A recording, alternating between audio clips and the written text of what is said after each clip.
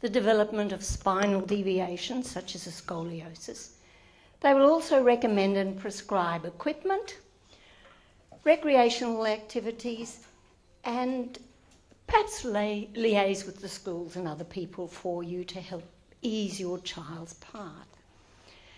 So what assessments and when? According to the consensus statement put out in 2010, the assessment should be done by a recognised neuromuscular physiotherapist at least every 6 months. So they'll be looking at muscle strength, they look at a functional assessment, timed functional tests, range of movement, how flexible those joints are, looking at posture in standing and sitting, how does he walk? Is that gait changing? Doing lots of breathing tests and making sure that as he needs equipment, that it's provided as or even before it is needed. So understanding exercise is very important. It's really, really important to understand the pathophysiology of Deshannon. You've heard that covered a couple of times today, so I will just skim through it very quickly. But it does have a big bearing on why we recommend certain forms of exercise and why we think others should be taken with a little bit more care and caution.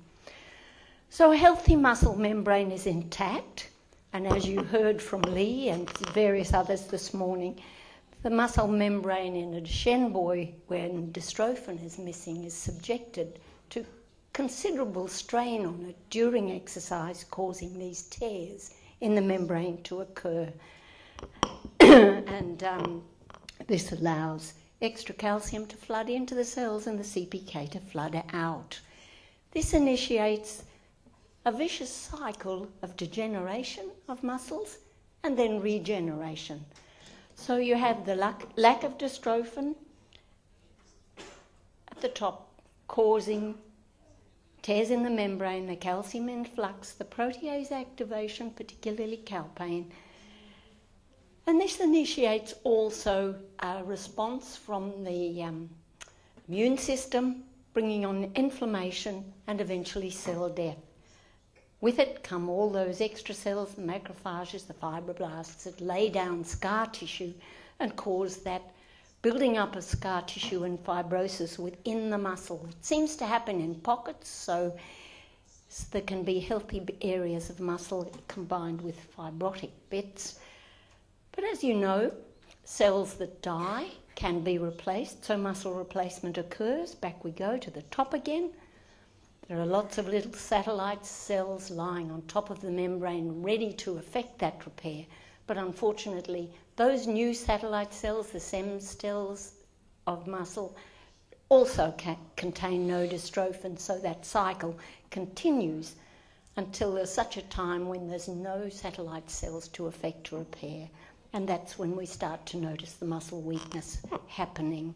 So that's why it's important when we think about exercise that we're not thinking of overdoing it and causing that cycle of degeneration and regeneration to happen too rapidly. There are lots of studies. I'm not going to go into them. Most of what we have to base our recommendations for exercise on have been developed not only from our knowledge of the pathophysiology, but from the studies done in the MDX mouse that you've heard today. So we won't dwell on those, but it does tell us that there's some form of exercise, mainly eccentric exercise, that causes most damage. Eccentric simply means that the muscle is lengthening as it's firing, instead of conversely concentric, which means it's shortening. So the membrane is opening up and open to more damage. Unfortunately, in land-based activities, most muscles are working eccentrically just to hold us up against the force of gravity. I think only iliopsoas doesn't in the lower legs. There are some activities that are more damaging, such as going downstairs, running downhill. If you've ever climbed mountains and then gone down again and had sore muscles, it's the downhill journey that's caused your muscle pain. So we sort of think that with Duchenne boys, if they can minimise things like stair climbing, stair work. It's a good idea. Where I come from, all the schools are high-set schools up 3 or 4 flights of stairs, so we have to negotiate with teachers to put the boys on the downstairs classrooms. Some beneficial exercise from the mouse studies and looking, and we extrapolate from that to think that some endurance work might be good.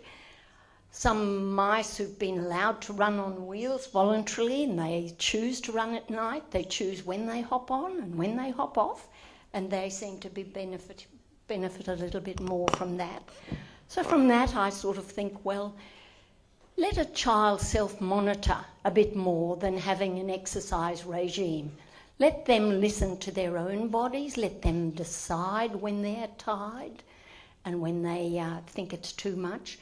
Often you'll find that people involved with children who have a disability have a mindset that you really must push these kids to do more. You know, use it or lose it, try a bit harder. Yes, you can run the cross country, it'll make you stronger.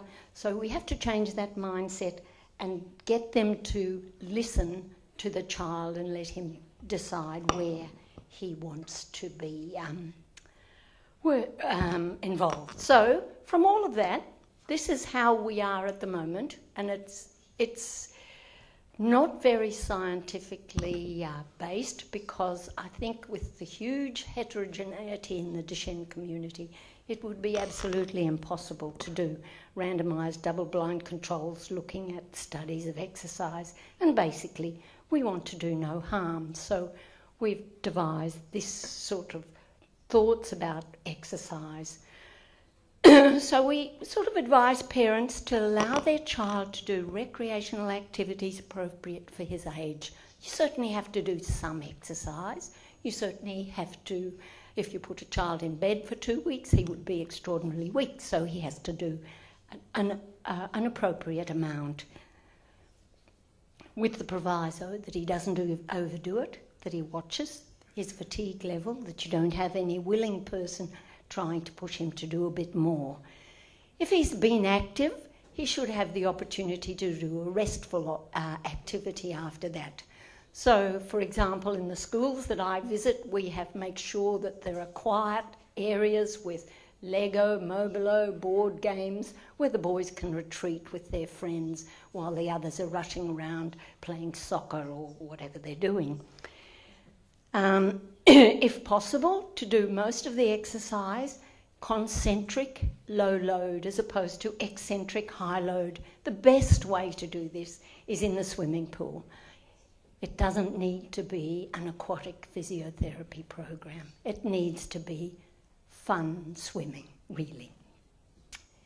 The other thing that I like to advise is to provide a means of transport when you're travelling with your child over long distances.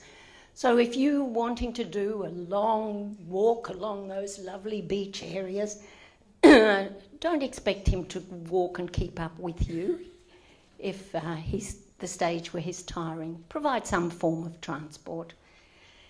Now this little chap is in the early years. I'm showing you him because no, he has no problems at all. He did need a bit of help from me to start walking. His walking was delayed, but you can see he is starting to show a little bit of the signs of Duchenne. So his program for the early years was we did start the early stretches because it familiarises them with the stretches at an early stage. He has wonderful range, but it was a wonderful way for him to do things with his family. We started him swimming, got him water safe, taught him to swim. We did instruct parents not to overtire him and to have a little pushchair or something.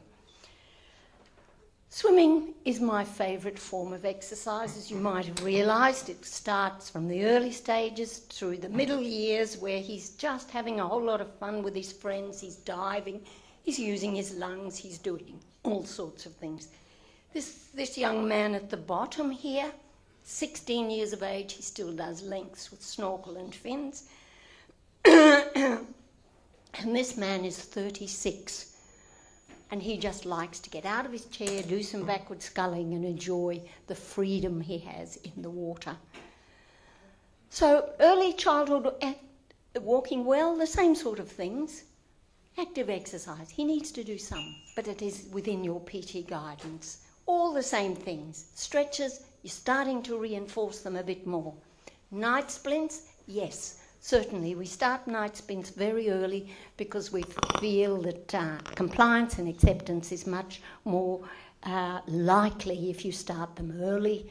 Call them moon boots, call them their dinosaur plodders, whatever you like, but see if you can get them to do it.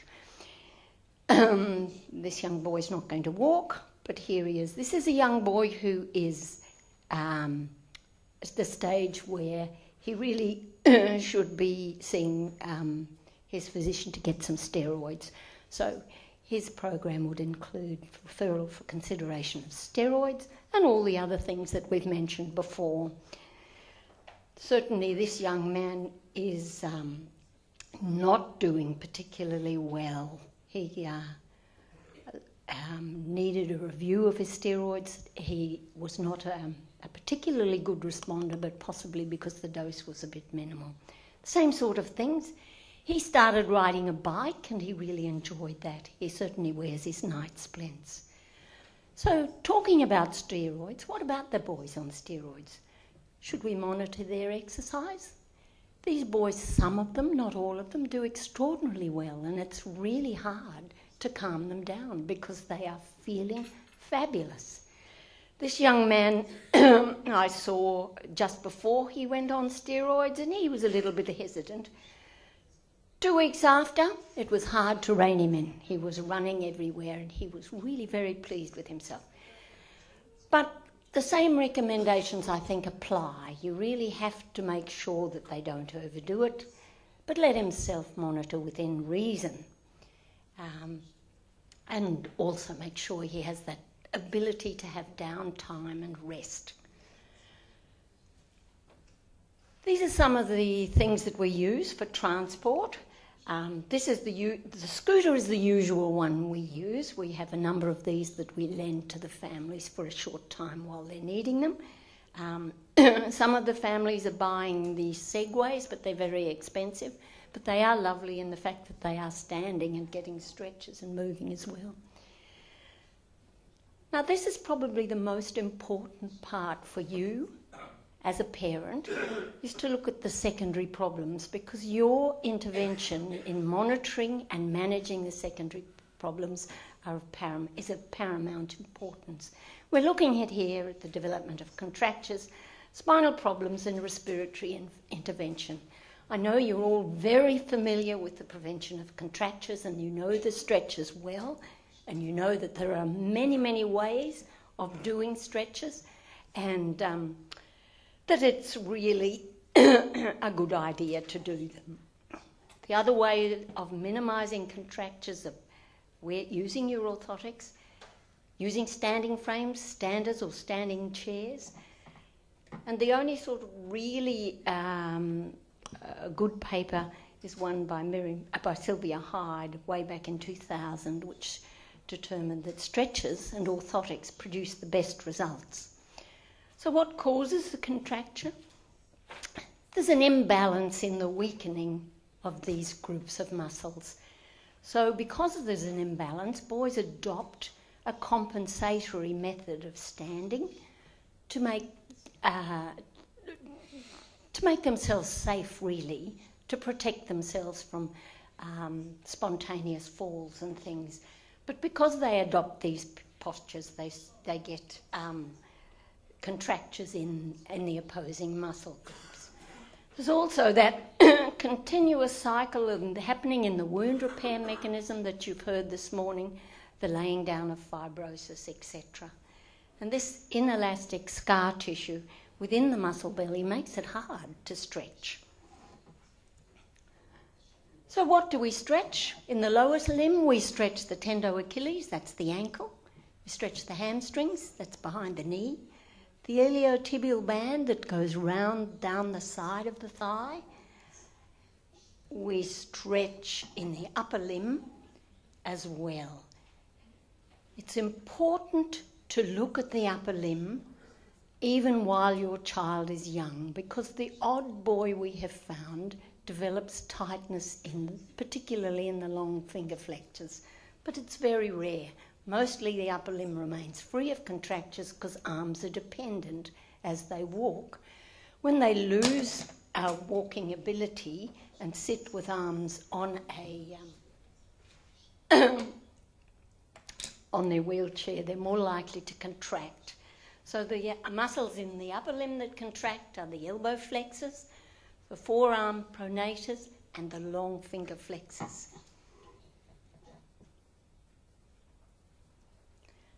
So I'm not going to go into stretches, but if any, and you all have your own PTs, but if anyone would like a stretch CD that we've put out from the Parent Project Muscular Dystrophy, it has videos and PDF files to print out as well. So if you would like one, please come and ask me. So why do we stretch? It just prevents that scar tissue from lengthening. It maintains symmetry. It does prolong the ability to walk. You saw very graphically this morning those boys who were up on their toes. We aim to stop boys coming up on their toes with stretches and splints, and it is successful in the main if the program is adhered to. Certainly it improves comfort, the ability to wear shoes, those sorts of things, and later on ease of dressing and comfort. And for me, one of the things that I think is especially important is comfort in bed.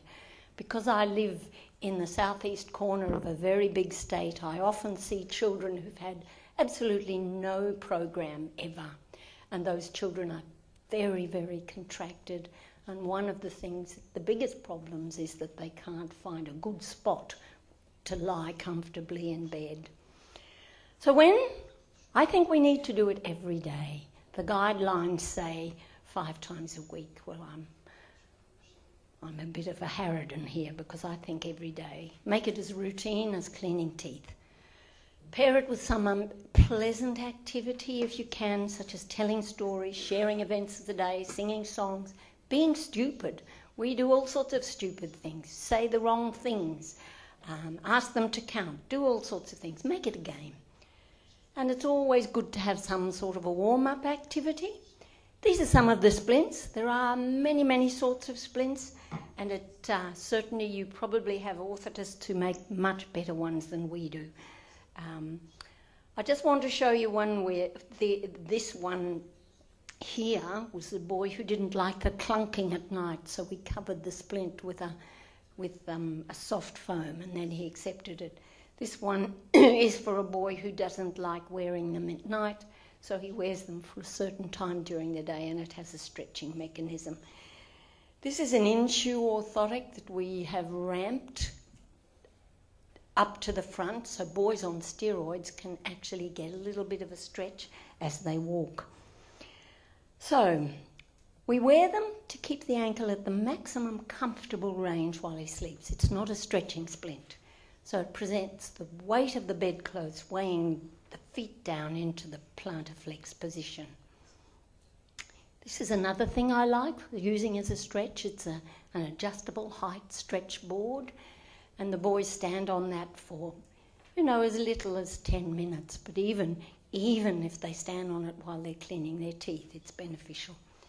Standers and standing wheelchairs are fabulous. Benefits of standing are all very well documented, and certainly the boys do enjoy it, particularly if it's just paired with some nice activity like TV time or computer time. So we look quickly at spinal deviations. Mostly it's scoliosis, and you heard this morning that before steroids, 90% of boys would develop a scoliosis after losing the ability to walk. This doesn't happen anymore, which is wonderful. This is the sort of thing you look for. This is a boy who has an extreme lordotic posture when he's walking. As soon as he sits, he loses the lumbar curve altogether, and he sits with that long kyphotic posture. This supposedly opens up the posterior facets and allows or encourages the scoliosis to develop. So as a physical therapist, what I want to do is restore that proper lumbar curvature with a thoracic curve, lumbar curve and cervical curve where they should be. We need to assess, and you as parents can watch very carefully, this boy on this side. Even though he's lost his lumbar curve, he doesn't have a scoliosis even developing.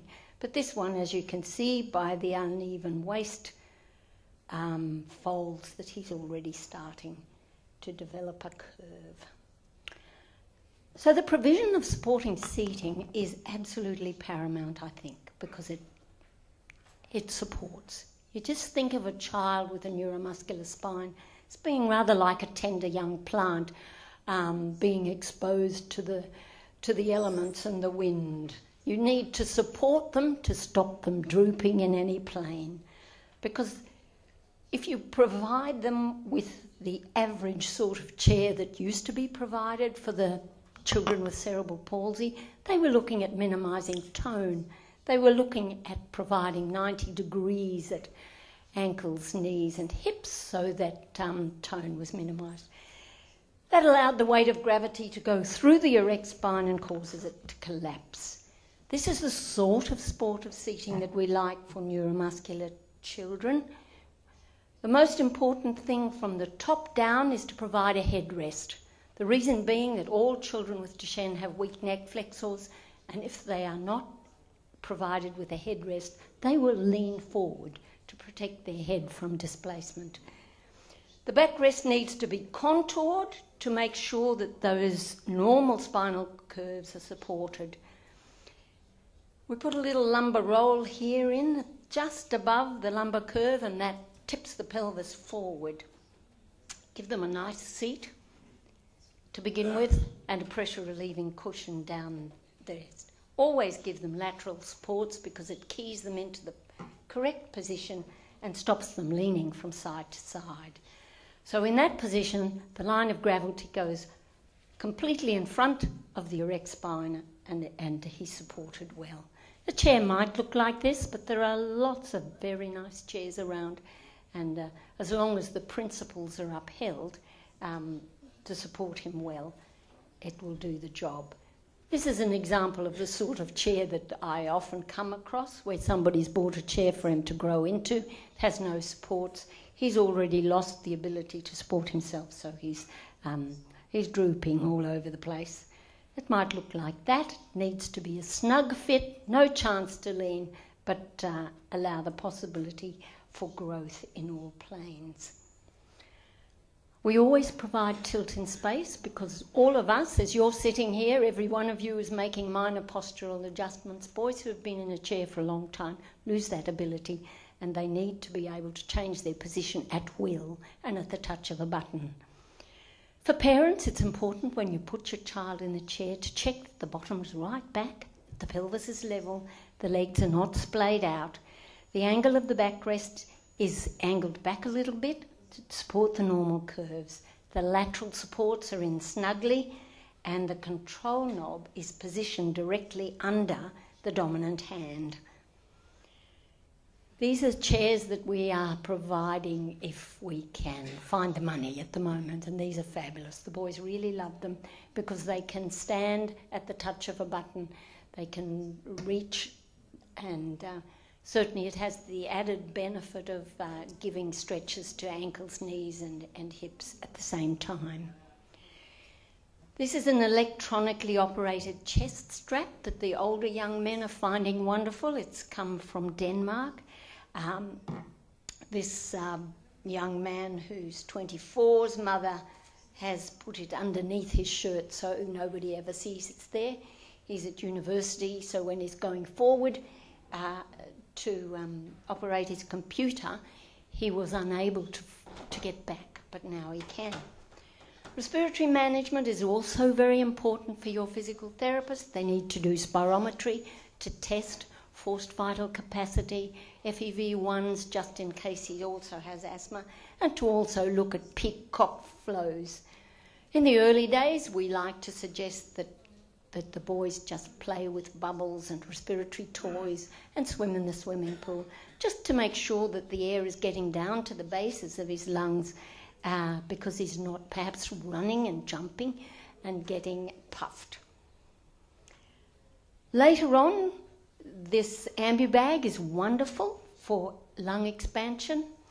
It gets air right down into the bases and helps support cough with a manually assisted cough manoeuvre on the chest wall. The cough assist we're using a lot. The Doshen Foundation, which is PPMD in Australia, has provided cough assists up all around Australia, but we're now looking at this one. It's an English equivalent, and it's half the price. So we might be able to provide more. You and your physiotherapist will watch for signs of nocturnal hyperventilation. That's when he's lying supine. The intercostals don't work as well in REM sleep. The diaphragm is at a disadvantage because he's lying down, so he sometimes doesn't get enough air in. During the day, he may be showing signs of fatigue, sleep disturbances, any of these signs such as morning headaches or poor concentration. The last thing for the much, much older boys now, these young men, we have now just supplied our 6th machine. We've been a bit low, but Pat will tell you many of the boys in America have these non-invasive daytime ventilations, where a small suck triggers a blast of air in and they manage extraordinarily well. So the last thing your physical therapist can help you with is advice on recreation and sport. Our boys all involved in wheelchair sports and they really love that. So thank you very much.